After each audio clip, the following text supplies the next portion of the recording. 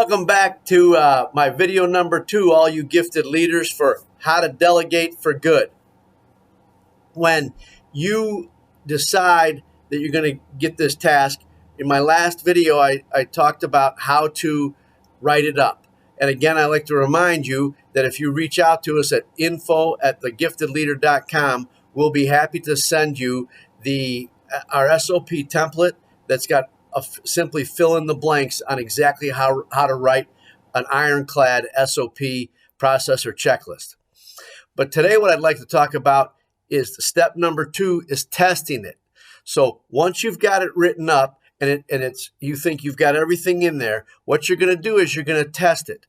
Now, I recommend a couple of things. One is, do not have the person that you're going to train to do this task be the tester.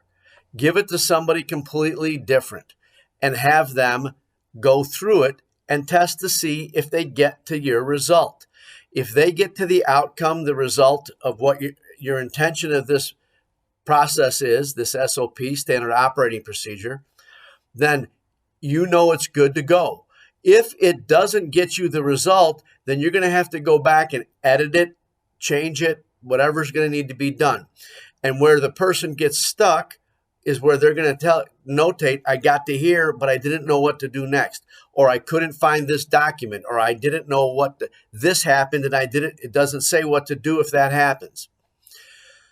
That's when you go back and you revise and edit your standard operating procedure or your process, your SOP. And then what you can do is now I recommend giving it to somebody different and let them test it. And again, not the person that you're going to train. The purpose of testing this thing is you've got to go through this process as many times as needed to get to the point where you know that when you give this thing away, it's going to get to the end result that you want. I could give you lots of examples of an end result, but it could be, I'm going to make like a cheese omelet, right? And so if you get the cheese omelet and it's on the plate and it's got pepper and salt on it, or it's got whatever American cheese in it, or 3 slices, 3 eggs, whatever that looks like, then you know you got your result. So this is the same kind of thing. You want to test this thing as many times as you need, revise it, edit it, change it, delete stuff, add stuff, do whatever you need to do. You want to make sure that when some random person can take it from point A to point B and get exactly the same result that you've been getting by the way you've doing it and how you've been doing it, so they know exactly how to repeat that. This is the important part. We want that to be repeatable by somebody else that's not you. So that's the second step you need to implement to delegate for good.